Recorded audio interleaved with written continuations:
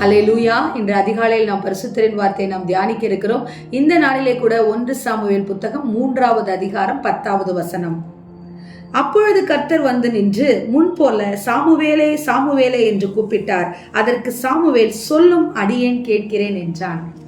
ஆம் தேவ ஜனமே, ஒரு குழந்தை கேட்கிறது சொல்லும் அடியேன் கேட்கிறேன் என்று சொல்லி பாருங்கள். தேவாலயத்தில் விடப்பட்ட சாமுவேலோடு கர்த்தர் பேசுகிறதை பார்க்கிறோம்.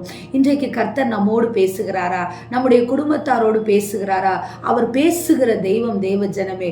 அவர் உயிரில்லாத தேவன் அல்ல, ஜீவனுள்ள தேவன். அவர் எப்பொழுது பேசுவார்? அதிகாலையிலே தேடுகிறவர்கள், அதிகாலையிலே அவரோடு பேசுகிறவர்கள் அவரை கண்டடைகிறவர்களாய் இருக்கிறார்கள். சாமுவேலோடு கர்த்தர் பேசினார். அவன் சொல்லுகிறான், அடியேன் கேட்கிறேன் என்று சொல்லி.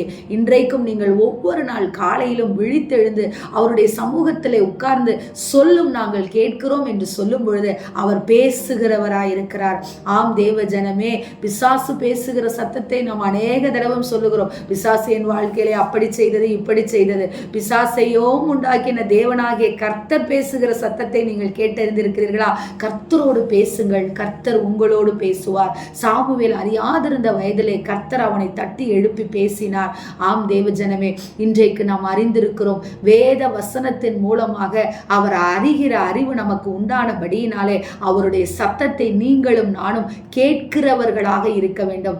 அவர் நம்முடைய தகப்பனார் என்றால் அவருடைய சத்தத்தை நாம் கேட்க வேண்டும். அவருடைய பிள்ளைகளாய் நாம் இருக்க வேண்டுமானால் நாம் அவரோடு பேசுகிறவர்களாய் இருக்க வேண்டும். சாமுவேல் கேட்டது போல ஒவ்வொரு நாளும் கேளுங்கள். கர்த்தாவே பேசும், உமது அடியேன் கேட்கிறேன் என்று.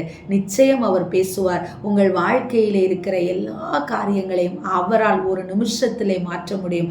அவரோடு நீங்கள் பேசுங்கள், அவரும் உங்களோடு பேசுவார். ஆமென். ஸ்தோத்திரம். எங்களை நேசிக்கிற எங்கள் நல்ல தகப்பனே, இந்த நாளிலே நாங்கள் கேட்ட வார்த்தையின் பிரகாரமாக ராஜா, நீர் எங்களோடு பேச விரும்புகிறீர் என்பதை உணர்ந்து நாங்களும் ஒவ்வொரு நாளும் அப்பா உம்மோடு பேச கர்த்தர் எங்களுக்கு கிருபை கொடுங்க ராஜா. அப்பா, நீ பேசுகிற தேவன் என்று சொல்லி ஆண்டவரே கர்த்தாவை ஜீவனுள்ள தேவன் என்பதை அறிந்தும் நாங்கள் அறியாதவர்கள் போல வாழாதபடிக்கு ஆண்டவரே உம்மை அறிகிற அறிவிலே நாங்கள் வளர எங்களுக்கு கிருபை கொடுங்கன்னு சொல்லி ஜெபிக்கிறோம். இயேசுவின் நாமத்தில் ஜெபிக்கிறோம் நல்ல பிதாவே. ஆமேன். Praise the lord. ஹல்லேலூயா.